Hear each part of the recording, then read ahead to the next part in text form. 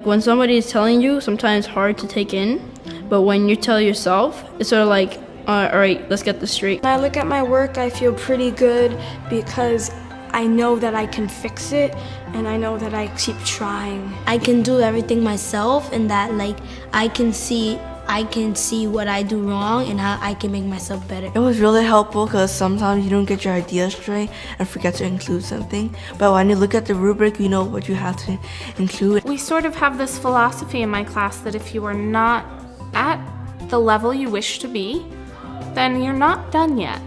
We start projects now in a very different way.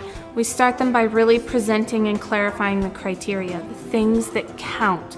So my students now know exactly what their goals are and what they need to be immersed in. The self-assessments help them focus back into that criteria. So, how do you do self-assessment?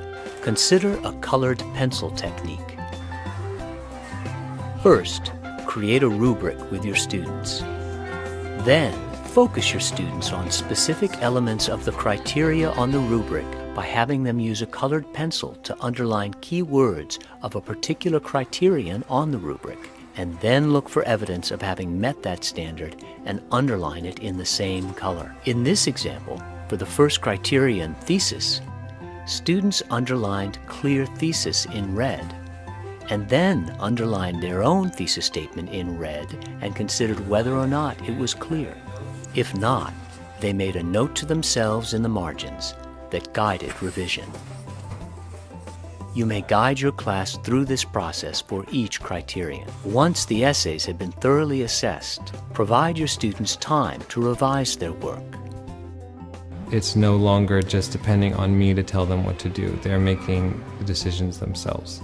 The greatest discovery is definitely, wow, my students can improve so much from this. It's like an incredible discovery. If you take your time for a self-assessment, it will make your work better because you have to take time to view your own work and not just hit it in instantly.